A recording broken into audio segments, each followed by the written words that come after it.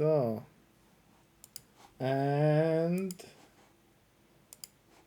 OBS forgot some settings. So let me quick fix this. So now you see it completely. No, not yet. So hi everybody. Welcome to today's September 2021 meetup. As usual, presented by us, .NET Devs AT. Who we are. Yeah, first, thank you all for joining on Twitch and on YouTube. We are streaming on both platforms at the same time.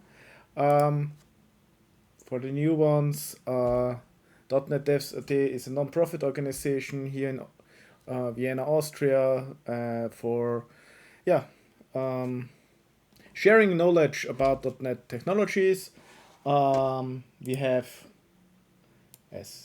we have everything. We have a web page, we have a Twitter account, we have the Twitch and YouTube channels, and we also have a Slack channel. I'll send you all the links in the chat to the various places. Feel free to check them out. Before we start, I want to thank our sponsors, OGS Software and Services, Theater Every, and Rubicon. Without them, these meetups and the whole infrastructure wouldn't be possible. And also thanks to JetBrains, they are sponsoring for every meetup a 12 months product license that we raffle at the end. So at the end you can then take part of a feedback form and then you can have a chance to win one of these licenses. Quick some news from the communities. This meetup is part of from the .NET Foundation. They have a virtual user group, and a lot of .NET user groups around the world that are streaming their meetups are also announcing their meetups there. So please join there to have even more access to .NET knowledge. And I think I saw some people from Cleveland are here, and so perhaps you found us this way. And with that, the intro is already done. And I'll head over to our Martin. He's also one of the organizers of .NET Devs AT, and he will tell us a lot of things about source generators. Martin, your stage. Okay, thank you. So hi everyone, thank you for joining. I'm going to prepare a little bit about source generators because I was working on a few myself. I've used them at my workplace. I found them really quite useful. So I wanted to share a bit of the knowledge around how actually going forward with .NET you will be exposed to more source generators, but also how you can harness their possibilities for your own code. So my name is Martin. I work at Theater Every Austria. You can find me in these via these handles. And I'd like to give some quick overview about source generators and some of the pros and cons with other methods. What's new in .NET 6 that uses source generators. So let's have a look at what you will get this year as a Christmas present. And we will be implementing our own source generator today. It's a take, I think, notify property changed, which has been implemented 5,000 or 10,000 times before, but still I have my own version. And I want to give a quick peek at what's new in the next version of the Roslyn compiler platform, which will be shipping with Visual Studio 2022. And this also has a few changes to source generator as well. And then a few quick tips and tricks what to think about when you actually want to push a source generator into production and maybe ship it as a package to various other consumers as well. So why do we need source generators? So metaprogram is really always a helpful tool, right? There are a few things like aspect-oriented programming, which help you deal with some recurring things, but usually you want to avoid writing boilerplate code. So again, this can be things like logging, timing methods, doing some synchronization work or even deadlock detection, things that you don't really want to implement by yourself. So maybe you want to rewrite all methods to just log the input parameters, log the response. This is something that maybe source generators won't be as helpful, which I'll come to in a minute. But a lot of the work that's also in .NET that's gone into source generators is about serialization, usually where there's like reflection, where you have to do things at runtime. This is very useful to do at compile time as well. And also maybe if you have some scheme information, something like an open API specification or like a Swagger file, it's very useful to generate typed code from that. So you can throw in your Swagger file, throw in your XSD, or I think even protobuf definition files, and get some C# classes that you can work with. So this is usually what source generation is used for. But again, there are different ways of doing metaprogramming in .NET. Some of them have been around for ages. So I think we've all at some point used reflection. So asking a class like, hey, what are your properties? I want to instantiate here's the array of your constructor arguments. And all of these have some up and downsides. So for example, reflection is not the fastest thing to do. And also it's usually something that is done once and usually takes up some startup time. So if you need to prepare some serialization metadata by looking at 500 classes in your .NET application, this will lead to a startup time that maybe you could avoid. Then what can also be used is the IL generator at runtime. That's a type that allows you to emit intermediate language code. If you're doing this yourself, please try not to. It's next to impossible to debug IL code that was generated at runtime and added to the code. This is usually also done by serialization libraries. So usually they perform some reflection, then generate code, IL code to be specific, so not Visual Basic or C#, but the intermediate language that the runtime expects. And then say, hey, Kate, this is my new in-memory created DLL. Please load that as well. And that's, again, hard to implement, but also it can be a bit problematic for new runtimes or new ahead-of-time compilation scenarios, where at runtime you may only have an interpreter that would interpret this IL code. It might still be faster than doing reflection all the time, or like using, hey, call this method, call that method using reflection. But again, if you can generate the code not at runtime but at compile time, you might be better off in these scenarios. Of course, there are always custom build steps as well. So for example, ASP.NET Core has been pre-compiling views since a few releases. Or for example, the protobuf tools, if you want to generate C# classes from proto definition files or generate proto definition files from your C# classes. So all of that can also be done in custom build steps. Again, you have to usually know MS Build quite well to do that in a way that's actually quite performant. So for example, you have to deal with incremental compilation using MS Build. And if you're new to that or just want to implement classes based on some schema data that you got, that might be a bit too complicated to look into. And then there are, of course, some more advanced IL weaving tools. So you compile your application, and then these tools modify your already compiled application. So there's Fody, a project that was until recently open source, or at least it is still mostly in the MIT license, but they now want you to contribute to it financially, because writing these tools is really, really hard. So IL writing and rewriting is a very, very hard problem. And there are really only a few people that know how to do this and are maintaining these tools. So they really need your support. So if you're using Fody, for example, for I-Notify properties changed, please do consider contributing to this project. There's also PostSharp, a European company that also ships some extensions for Visual Studio that also integrate in the build process. And they also implement IL weaving behind the scenes. So if you want to do deadlock detection or very performant method logging, you can do this as well using PostSharp.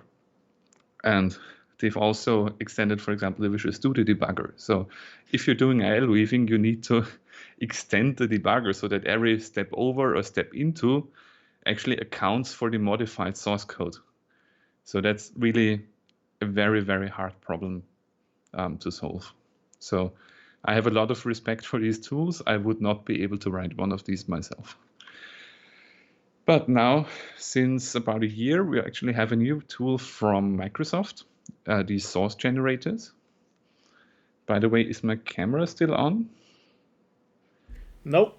Or did I thought so. Just Having a bit of issues. Okay, should be back again. So source generators are basically a very limited solution to many of these problem spaces. What source generators allow you to do, for the most part, is adding C# code to your code that exists in your project. So what you cannot do with them is rewrite methods or properties or classes that you wrote. So for that, you would still need IL weaving, so basically modifying your program after it has been compiled. But everything that we can do or add to your compilation, we can do using source generators. Those are basically plugins for your compiler that run directly in the compiler. You do not need to integrate with custom MS build logic and look up all the not really or undocumented properties and target orderings and so on. And it is done in a single compiler run, which is also very important because I've implemented things like these before, and it was usually okay. We have a custom MS build step that was basically loading all of your C# code in memory and also running a compiler across it to generate a syntax tree and a semantic model about your code. Then deduce some information from it, generate more C# code, write it to file, then use MS build to pass it to the actual compilation. So usually you run the compiler twice in the code. And with source generators, this is no longer needed. So this is what some of the projects that have implemented that before really were hoping that this would be a first-party feature, and it is now. So basically, this plugin runs both during the build process, but also it is hosted by the IDEs. So like Visual Studio or Rider will host these generators. And whenever you change something in the code, the generator will run again and add code to your project, basically. If you have more than one generators, it's basically all of the generators see the same source input, basically every code that is in your project, and then they all can add to this compilation. So if you have like one generator that generates classes from like a schema, and one generator that should generate serialization information, that would not really work because we cannot change these generators. They all run basically in parallel. So if you want to implement them, there are a few good resources. One of them is the Source Generator Cookbook, which also goes into detail about some more advanced scenarios. There's also some samples, and which is also a good resource, there is a Git repository containing both lists to documentation and samples, but also to a lot of source generator that exists. So maybe if you look across this and you see some problem that you thought, yes, this is really nice that it was solved, do have a look at these projects. They're really useful.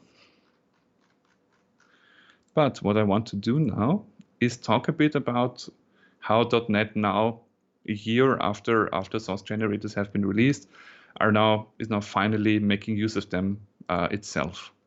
So let me just open a sample project here.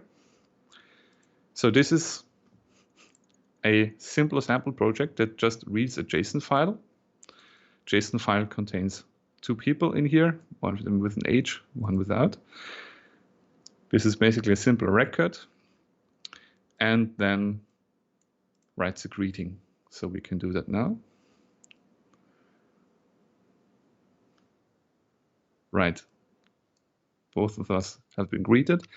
So, as I've mentioned before, a common theme with serialization is both startup time, if you have to do reflection to figure out what properties are on an object, both for serialization and for deserialization, and also the code that's needed to efficiently work with types. For example, if you have a web server that renders API responses to JSON, we want it to be really, really fast.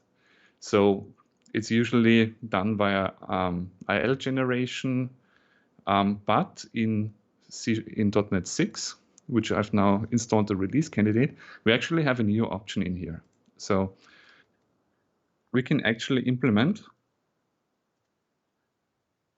a custom serialization context. So this is called, maybe let's call it my or sample JSON serialization context, and we can inherit from JSON serialization context.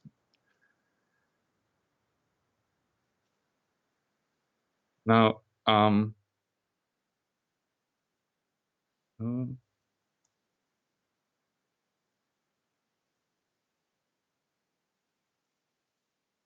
text JSON. Nope.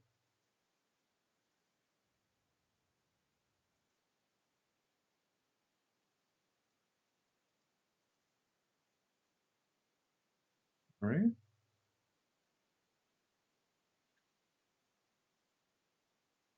I think I just mixed up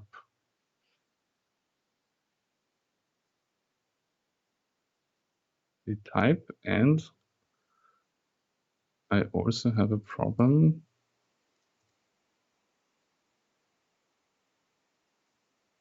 with my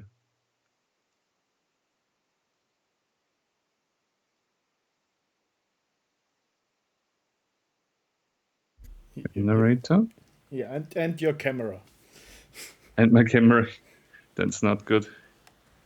But yeah, for the code stuff, I think we don't. It is a. I hit no you now your camera, so you see more from Visual Studio.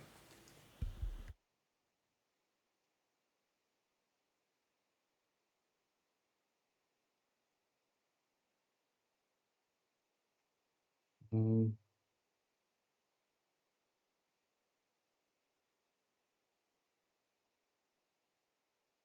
So in the meantime, Martin is figuring out. Has anybody used yet a source generator in a project of our viewers? And if so, which ones? Please let us know in chat.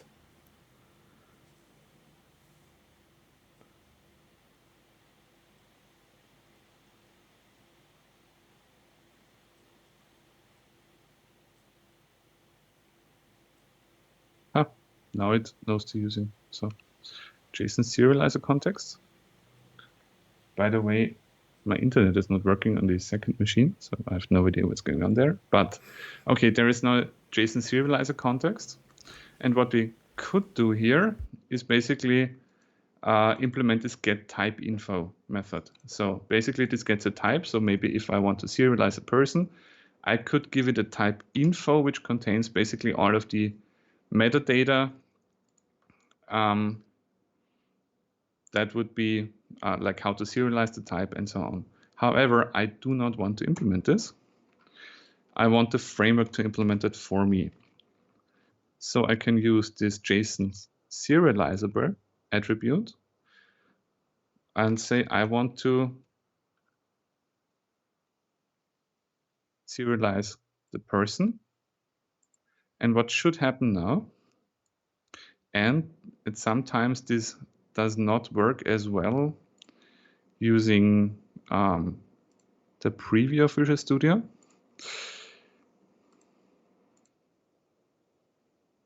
What should happen now is that this is actually implemented by a source generator.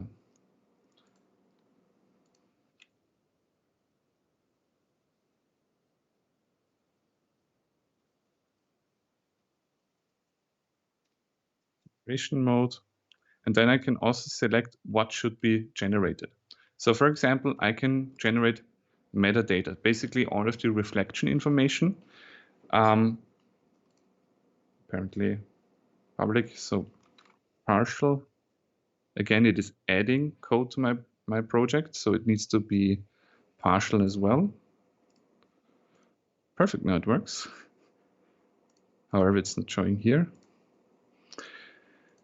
So it can generate the reflection metadata instead of using reflection, but we can also generate some serialization methods.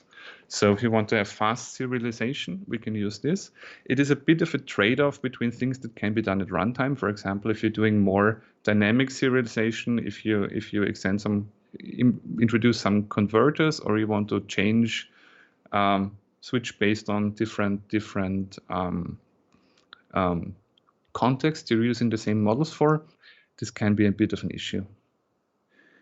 So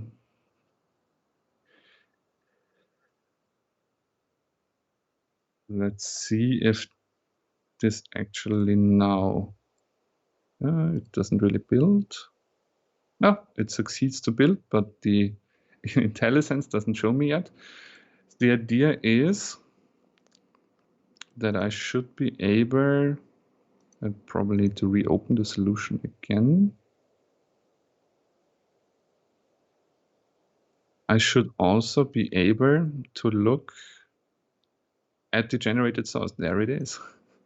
And what happens is the generator, once the preview version of Visual Studio is a bit less buggy, should generate all of these implementations that I need in these files. So these are actually not written to disk, but Visual Studio shows me them under analyzers, then the system text JSON source generation.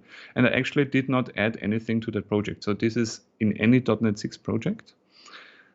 So for example, for my person class, it generated some very long code. So basically it generated the info values, some metadata information, and it generated a serialize function. So basically write start object, write string, write property name, serialize, etc. I can actually also control what's being generated. So I just generated serialization. If I remove that now, it should generate basically more of the, these metadata that could be obtained via reflection for all of these properties. So I now have all of these things in here. Also, what's generated, for example, are here the property names. So those are actually in a JSON encoded text type. So there is no conversion usually from the string internal .NET string representation to UTF-8. So that's already taken care of by the compiler. So this will be available very quickly. And the way I can use this now in my program is in the deserialize function, I can pass in our sample serialization context default, so I get an instance and the type name that I want to be using. In this case, I actually have a list of people, so I actually need to extend this by adding another JSON serializable attribute. So I also have the iList type, and now I should also have iList person here as well. And then I should be able to do this actually without type arguments. Perfect. So let's see how this would work. That's great. We can also use this to serialize it again if you want to do that. So on these generated types, there's also a serialize function readily available. So for example, if you have a UTF-8 JSON writer, we can directly use this as well. There are also some JSON serialize functions that can make use of this context information. So that's fancy new toys in .NET 6, part 1. The next thing I want to show you is actually this is a Razor application or a web application. I didn't really do anything to it, but what I also told the compiler is it should please write these files to disk that are actually generated, so we can actually do that. Instead of just looking at them in Visual Studio, we can also write them to disk, and we can also specify where on disk to put these. In this case, the base intermediate output path, which will be so the object folder generated. So if I just compile this project and have a look in File Explorer, I can see in generated there is a folder, Razor Source Generators. And in here, for every CSHTML files, I can have a look at the generated C# code. So for example, in, what was it, index. Have a look at index. There is an internal sealed class, pages index. And this now has write literal, div, and so on. Welcome in here. So basically, all of this code gets translated into a C# file that is added to the compilation and should make pre-compiling Razor views more integrated into the compiler. Previously, this has been a custom build step that was integrated afterwards. There's also a way to turn this off. Basically, you say using Razor Source Generators, and you can set it to true or false. I have that in the slides already. There's another feature that is new in .NET 6. So for example, if you're using logging,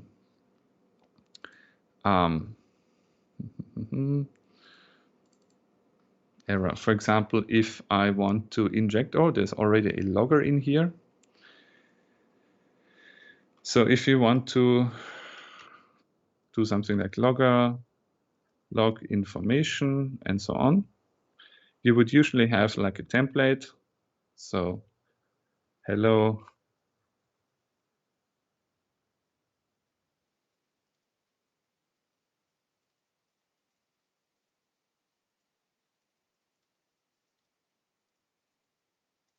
and so on.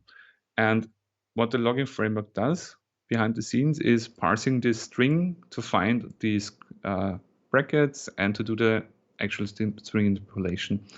And there's actually a now more efficient way to do this if you want to make logging a bit faster for very hot code paths. So again, I need to make this class partial so it can be extended in new files.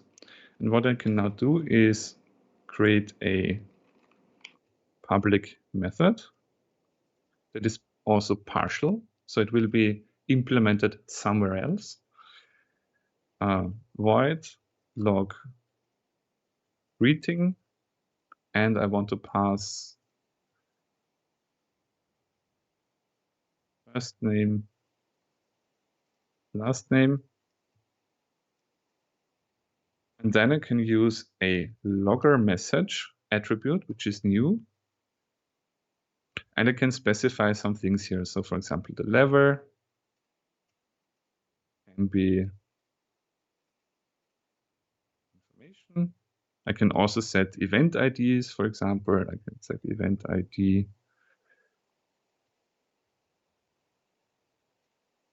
to 10. So this should be different. But I think the most important one, I can set the message template.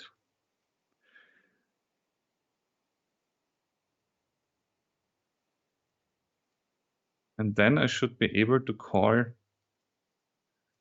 log greeting with just the parameters.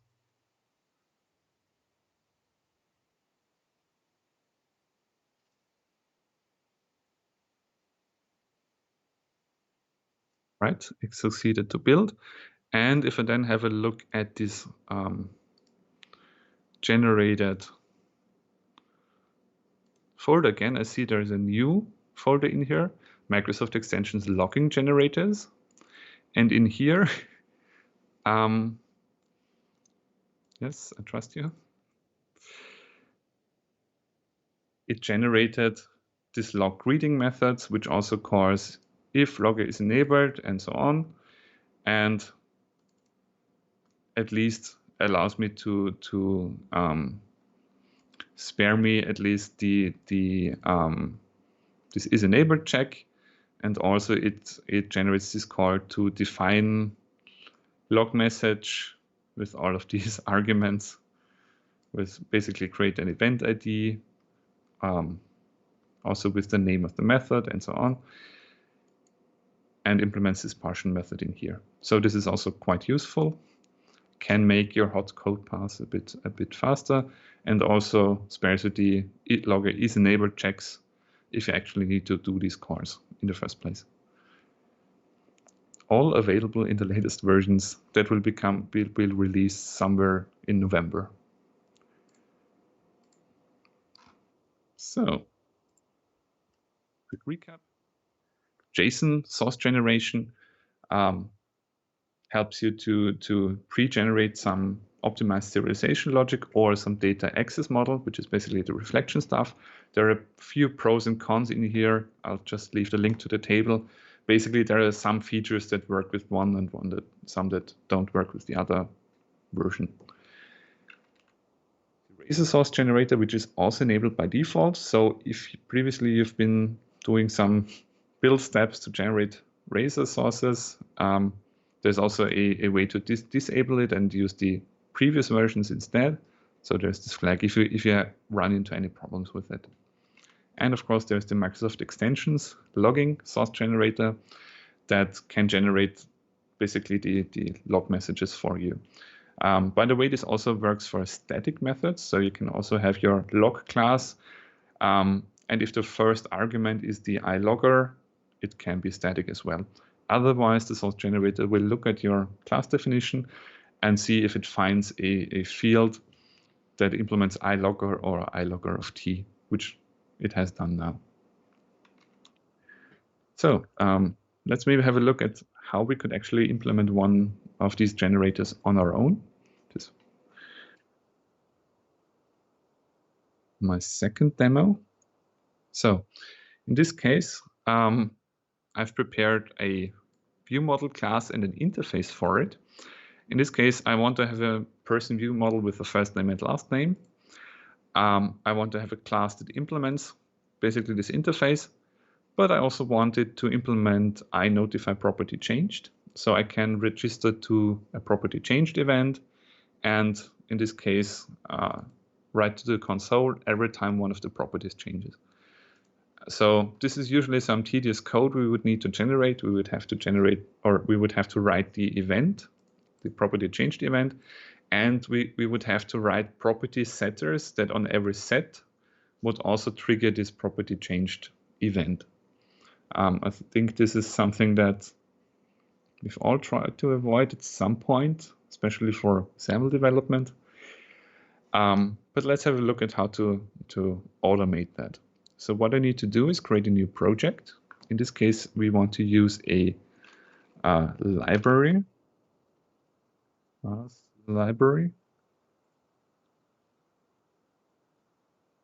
So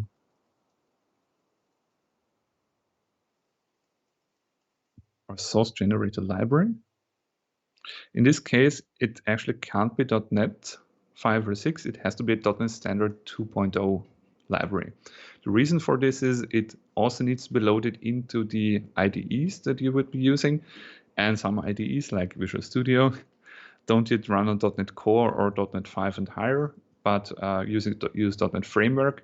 So for everyone that hosts the compiler in .NET Framework, also needs to be able to load your DLL.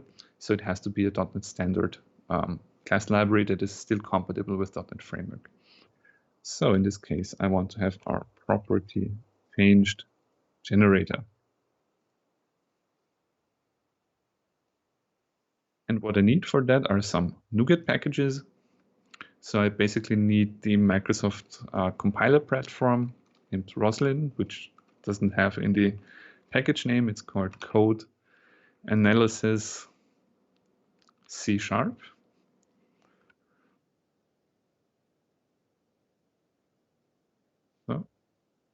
and I also want to add the analyzers so that if I misuse any of the APIs, which there are a lot of, I get some warnings.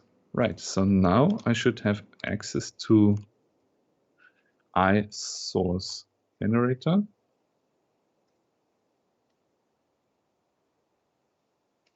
And now I would have to implement it. So there are two methods in here. One is an initialize method. Actually, let's pull it up to the top. And an execute method. The idea is you can call this initialize method at the beginning, so when the compilation is initializing. So if you have to do any setup that's usually a good place to go get in here. And the actual generation, so basically when the compiler asks you, hey, please give me your generated source, it will call this execute method. And the first question is, how would we actually test this? And what I like to do is start out with a unit testing project. So let's create an XUnit test project. We notify property changed generator tests. This can use .NET 6.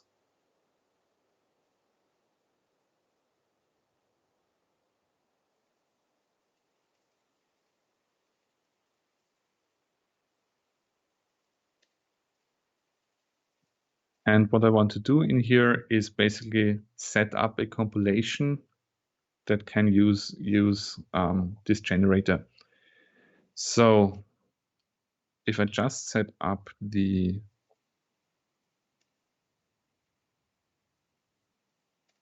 example in here, so basically I prepared, actually I need these usings. So I prepared basically a compilation of, let's add a project reference first to the generator. So what this does, it tries to play IDE or compiler tool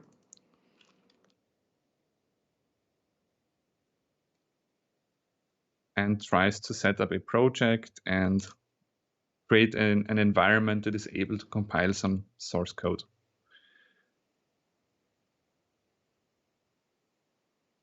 So there are some more Roslyn APIs that I won't get into detail, but the idea is I can give it some text and then use this compilation to work with it and run the generator on the compilation. So a way we can do this is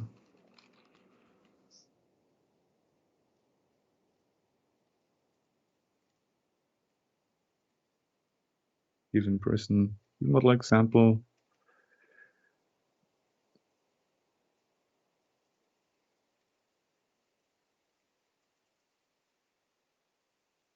How did we call it? Probably change generator.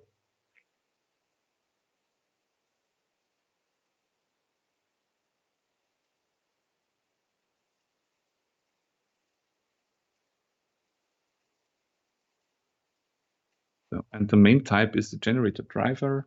Let's not worry about this too much. We need change generator missing a using. And then I can run these generators on basically my project that I just created. No. The reason I'm setting this up is because it's usually easier to work with things when you can debug them.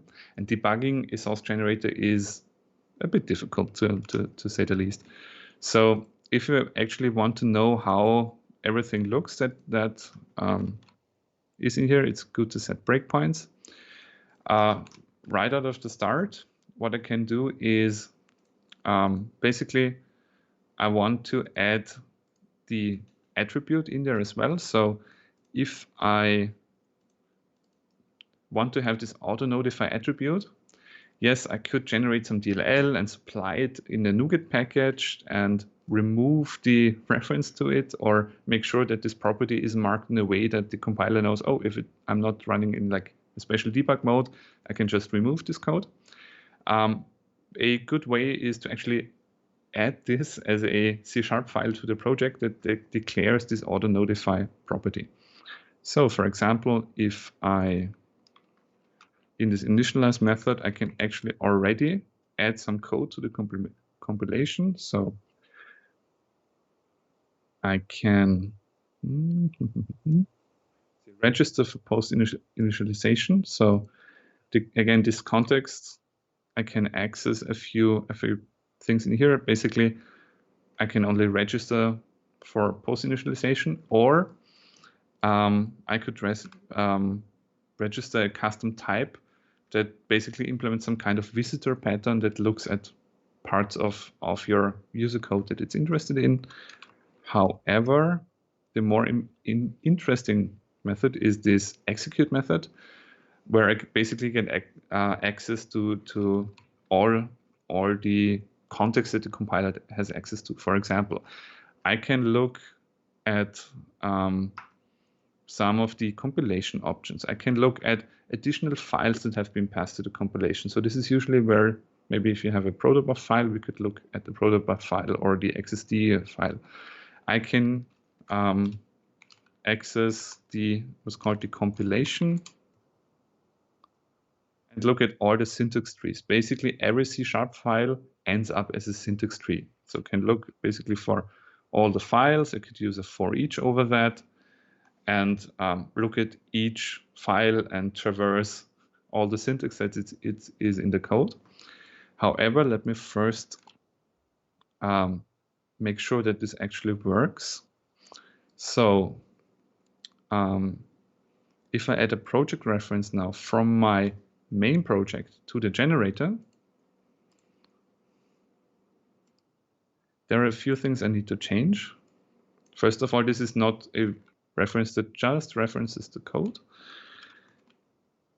I need to tell it that its output item type should be analyzer. And okay, reformats it.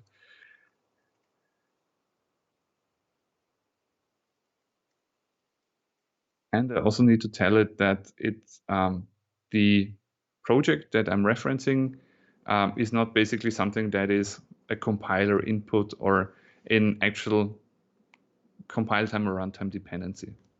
So there is one step left to just execute this, because I also need to add a argument in here for discovery. So I need to add this generator attribute to tell the compiler, yes, please use this interface implementation as a source generator. And what I can also specify in here is the language versions that I support. In this case, I only support C#, because we could also support Visual Basic, but I'll tell it, hey, okay, this is source generator. I'm only supporting C# right now. We can also implement different source generators for different languages as well. So then I'll also make sure, okay, emit compiler generated files is set to true. So when I build this, let's have a look.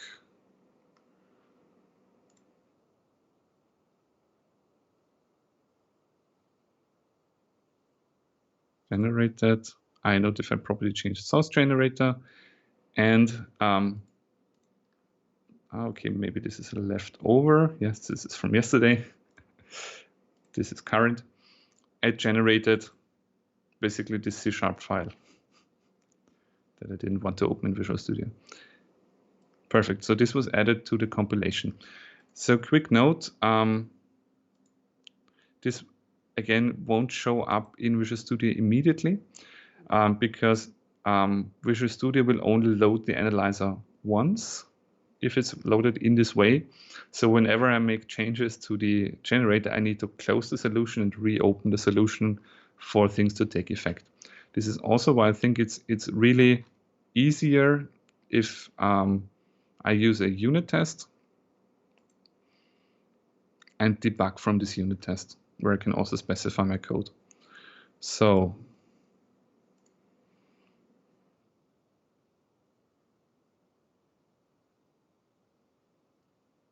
for example, in this execute method, if I want to look at things in this context, for example, in the compilation, look at the syntax trees. So apparently there are two syntax trees, and we can say one is this this attribute that I just generated, one is the code that I supplied. And in here, so we can also look at some of the, in this case, it's just a file path. I would need to call some methods. So what we can do is basically iterate over all the content. However, there is a different way to do this, which uses a visitor pattern, which means I can ask the compiler, hey, please notify me for every kind of syntax that you see. I'm actually going to copy this over now from a different run.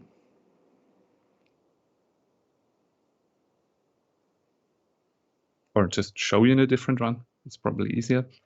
What I can do is generate a syntax receiver that is called for every thing that the compiler knows, hey, this is a piece of syntax, please have a look at it. So this is basically called a visitor pattern. And the way we have to understand the syntax tree is that every piece of thing, every token, every white space is represented in a syntax tree. And you can use sharplab, which is a nice tool that gives you like IL decompilation or C# to compilation to C# decompilation, but it also allows you to look at the syntax tree. And if you're writing custom generators, this is basically the main thing you would be looking at. So for example, we can look at class declarations. So in this case, basically, okay, we're looking for class declarations. So what I've implemented in here is if it's not a class declaration or if it doesn't have any attribute lists, basically these square brackets, it will ignore this thing and move on.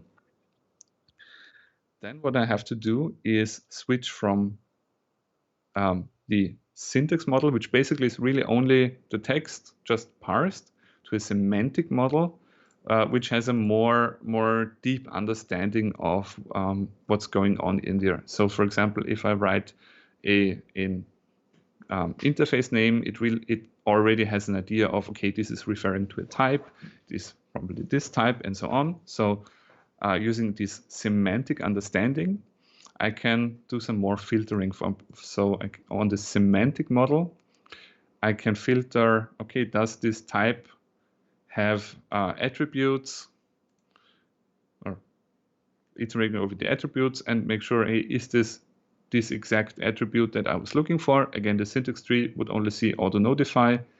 The semantic model has a bit deeper understanding of what this thing actually means.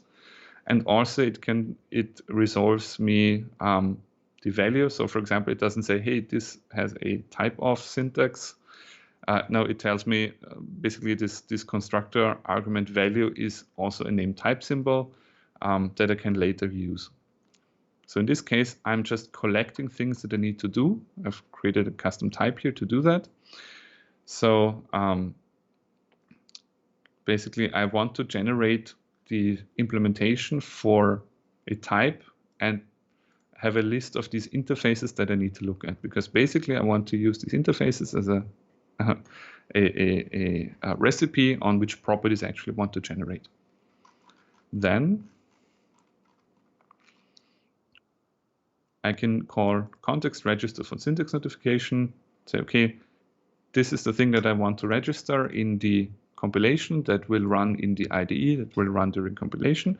And once I'm getting to the execute step, I can already have access to this syntax receiver. I need to cast it to my custom type, and then can directly work with these things that I need to do that are collected.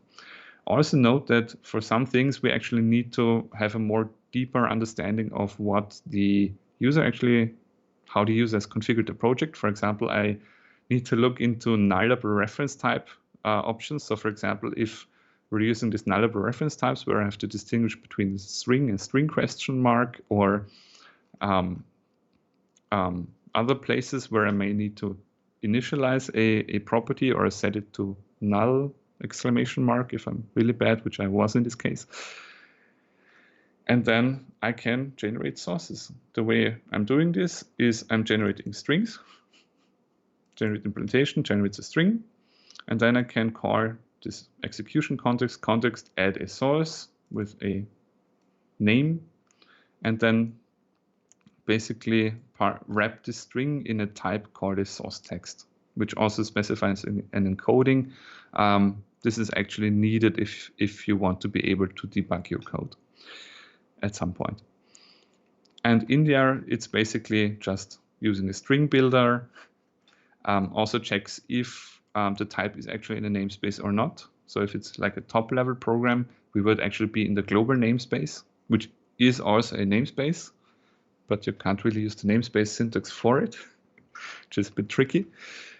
And then I'm just generating the class, partial class. There are some things that the compiler platform actually helps us to do. For example, if I want to get from the semantic understanding of the declared accessibility, so like public, private, private protected, and so on, there are some methods to pull that back into getting a text for it.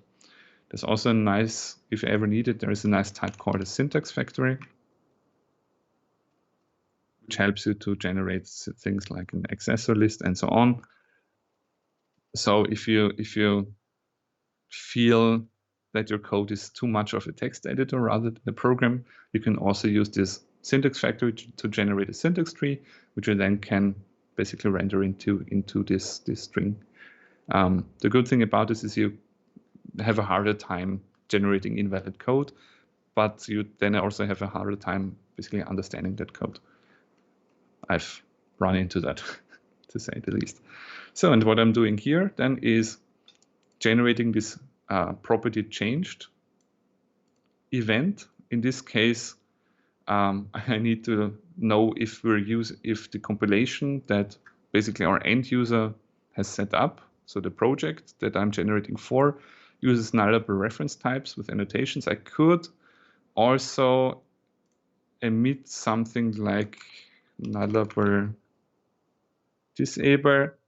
But again, if you want to be a good citizen, we should really integrate with the project and generate also the right annotations, so that IntelliSense and also the flow analysis of the rest of the program works as the user intended, especially if you're implementing properties or property definitions that the end user basically asks us to generate. And then we will need to distinguish between string and string question mark. And then there's some code that emits a backing field. So this is a field, and then this is a property with a get syntax and a set syntax that also invokes this property change method. So, and if it's put together like this in a version of the solution that should work, we can actually run this and see these person changed events firing. So this is one way to do this. Maybe let's add public int age.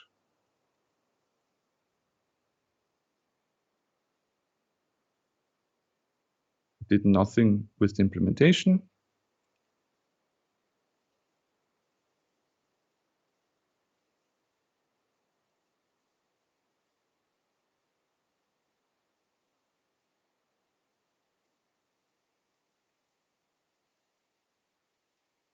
Okay, let's acknowledge that this could be 0. And again, if I hit F12 in here, I actually get to this auto-generated code that the generator generated on the fly while I was typing. And if I build that,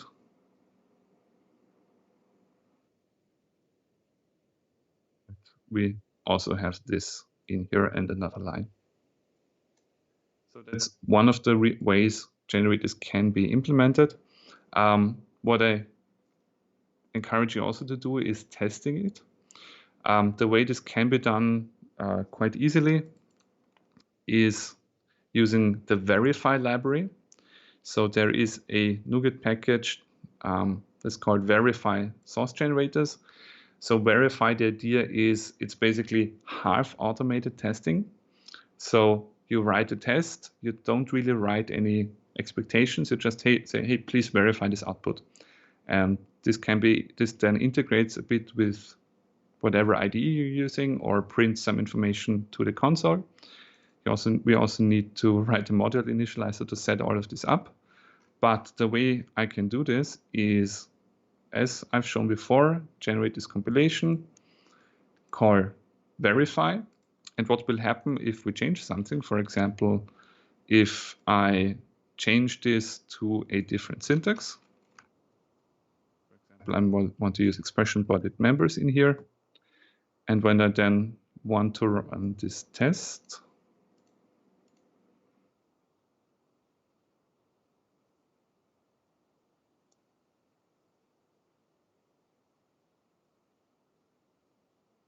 what it will do is it will tell me, hey, this test is actually about to fail or is failing. It currently blocks the test execution, says, okay, there is a change in here. It presents me with a diff viewer. Again, we could configure a diff viewer. And we could then decide if we want to accept this change or not. In this case, yeah, this actually looks fine. It should have copied the right commands into the clipboard to actually accept this change. The way this works is it generates or it adds some files to your project that are actually hidden. And if I then paste this move command, it basically moves the received, basically the test output to basically the thing that I verified. So I now say, okay, this is the thing that I expect. And then from that now on, the test will pass. And every time something changes, maybe if I did an unintended edit or I missed generating the properties or I missed generating the event, but still generated properties, this test would fail. And then a human would have to look into it. The reason I like this is because I don't really want to write like expectations or verification methods for all of these various things. Again, you should also check that your compiler actually,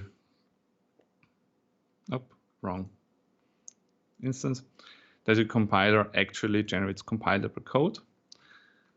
And the difference would just be, instead of run generators, we can run generators and update compilation, which basically also really does the adding the files to the compilation, because in these Roslyn APIs, things are typically immutable.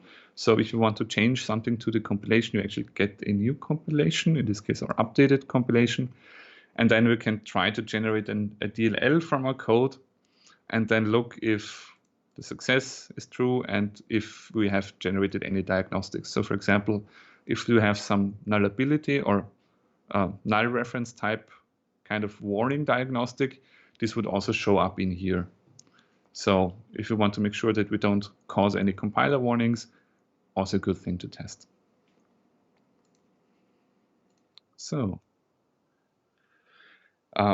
if we have done that here, what else would you want to do? So again, I've mentioned checking for the language. Maybe you will also have to check for the language versions, because maybe now you get on board with .NET 6 and C#10, and then you forget that someone could still use your generator for a C#9 project. Maybe if it's configured the right way, even for an older language version. So just make sure that you're at least warn the user that, hey, they should at least have use this C# version. You can also report diagnostics. Again, you said, okay, generator DLLs are basically analyzers.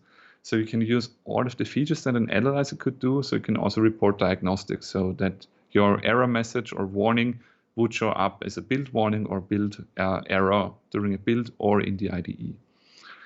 And again, look at nullability annotations.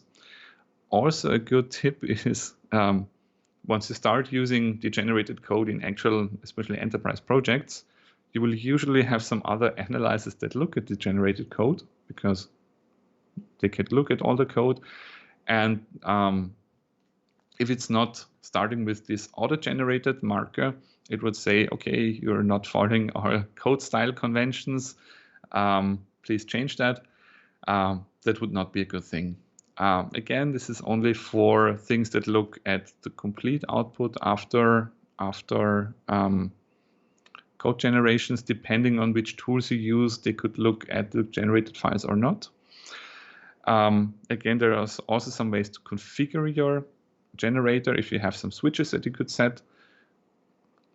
There are ways to do that, basically as MS-build properties or MS-build items or metadata on items.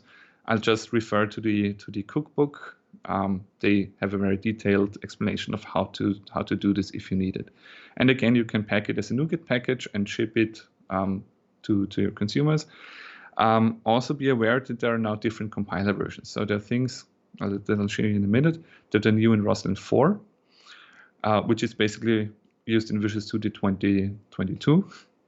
That will not work as if you create a NuGet package for that will not work in Visual Studio 2019. So you may want to have maintain different versions of it. So for example, the Microsoft extensions logging generator that I showed you earlier, that's actually implemented using some MS-build magic that depending on which project you're using it, it will use the one DLL or the other DLL. In practice, I would suggest you either have two projects that share some code and have two implementations, or you use the Roslyn 3 APIs and leave the newer ones behind, because the difference is really quote unquote only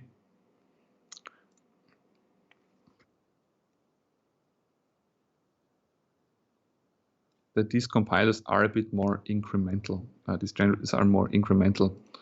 So what's new, basically new in Visual Studio 2022 is it not only has iSource generator, it also has iIncremental generator. And iIncremental generator does not have an execute method, it only has an initialize method. And the way these work, it has instead of giving you access to basically a compilation or some settings or the syntax, the idea is it only has providers. So for example, I can use some things here that look very, very similar to the syntax receiver, basically this visitor pattern. I can use select, which looks a bit like link. However, these use some custom types called incremental value provider of t. And then all these transformations that I can use here for, so select, where, combine, and so on, are actually not the standard system link extension methods. They are incremental value provider extensions. And the way this works is that at the end, you can do things like register source output for some outputs. And the way this works is for everything that you register as an output, the hosting compiler will traverse the tree and basically build a representation of all the steps that are in your generator, and then intelligently decide which steps to rerun if only a part of the code changes. So for example, in here, I'm querying the syntax provider for each class declarations.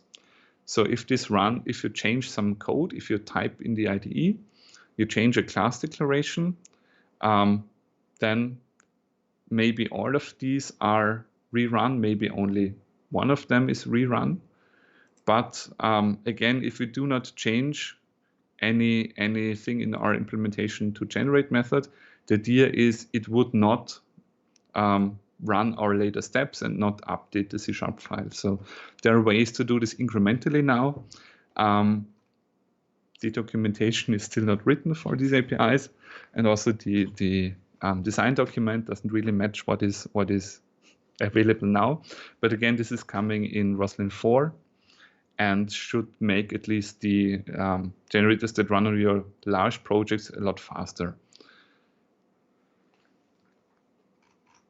So that was a nice evening figuring out these APIs. So again, that was most of the content that I prepared for today. And I think the most important part is, are there any questions from you? So, you see us again, your camera is working. I didn't see any questions in chat yet, Martin. So, if you have questions, our dear viewers, you have now the chance to post them in the chat. Let's wait a moment for lag and delays between all the streaming platforms.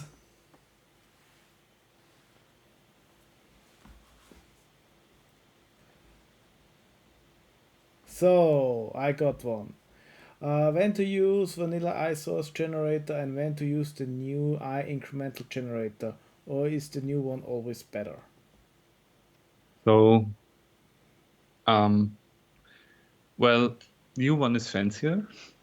However, I do not believe that everyone will immediately update to Visual Studio 2022 on day 0, and all the rest of the tools will also switch to Roslyn 4 on day 0. So I would probably wait a few months and see what your use case is. From my experience, usually when I write source generators, it's usually for a project that we're working with to save us some time. So when you're writing generators or also analyzers that are very specific to your domain, I think it's more a decision on what's useful for a project. The documentation-wise, the Roslyn 3 generator interfaces are a bit better documented, and also there are more examples you can copy from. Other than that, I think it feels quite natural. Again, I tried to re-implement that generator yesterday evening, and it basically was straightforward.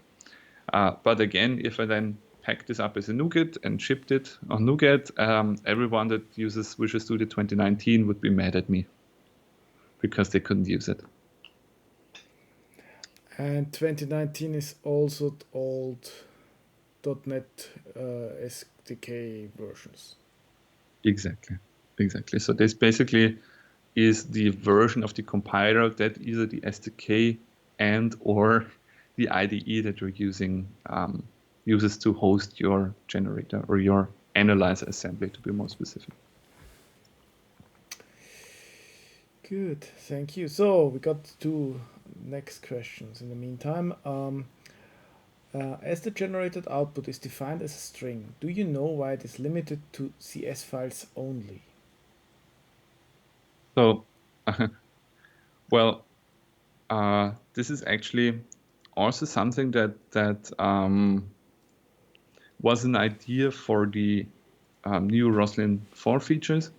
So again, there is still only a way to register source output, but the idea would also be that it should be in the future they want to add APIs so that you could also generate different files. For example, you could generate a XSD schema file. You could already generate an OpenAPI specification by looking at the controllers in your project. So there are a lot of things that people want to do, but have not really been implemented yet. So this is work that I think is still in the backlog. Again, in this context, the output nodes that are in here basically register source output, and I think there's register implementation source output. I'm not sure really what the difference is. Again, the documentation on this is very sparse. And there actually is a design document, incremental generators, which does not one-to-one map the API or correspond with the API that is actually shipped in the current .NET 4 preview NuGet packages. The idea would be that you would also be able to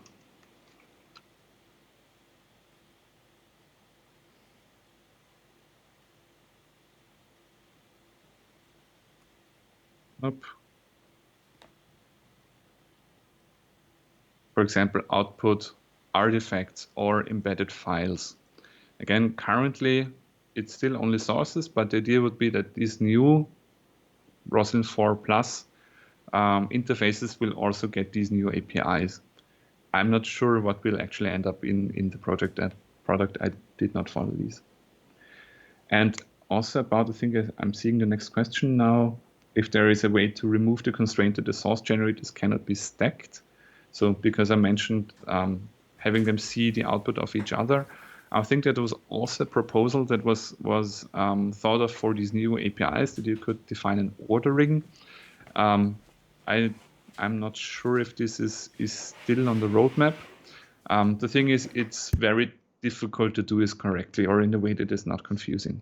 So for example, if you write a new analyzer, how would you make sure it interacts with all the other generators that are on NuGet in a sensible way?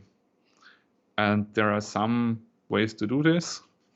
I'm not sure if you ever used typo 3, where you have like these high numbers and you knew, yeah, everything that's greater than 1,000 means this, everything that's greater than 2,000 means this.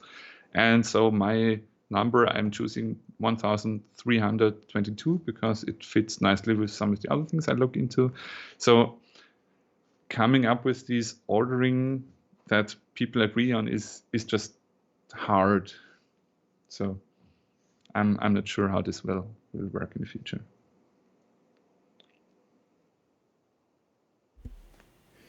Good.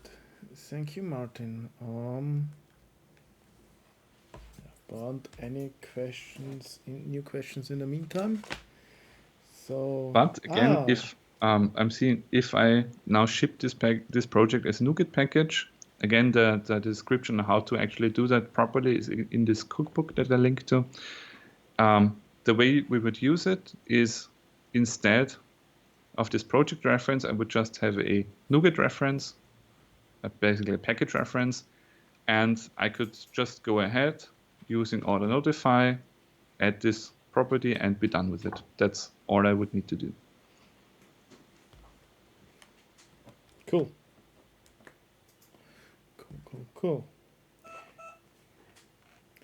Good. Then I would say let's wrap it up for today. So, thank you, Martin, for the talk. It was quite informative. I hope the rest of our viewers has also a nice evening. Yeah, and thank you all for joining and being here. Also, I would like to thank our sponsors, OG Software Services, Data2Every, and Rubicon. And as mentioned, we get from JetBrains a 12 months license to raffle. For that, in a moment, you get the feedback link where you can then take part in the raffle. Quick question: so if your company or you want to sponsor us, talk with us. We have some information on the website. Next meetings we usually do once a month, but currently in planning and looking for speakers. If you have a topic you would like to have you see in a meetup, please reach out to us, and or you want to speak, then also reach out to us. Yeah, please spread the word that we're doing these monthly events. Everybody you know that has something to do with .NET. And yeah, quick our links again to all our places where we are. And here what we always want is We want to improve our meetups, and for that we would need your feedback. So it would be cool if you could fill out this quick feedback form, and this is also where you can say you want to enter the raffle for the JetBrains license. Yeah, and with that, we wish you a nice evening, nice rest of the day. For us here in Vienna, it's near the end. For some of you, probably still have some hours, more hours left. And yeah, we hope we see us next month. Bye.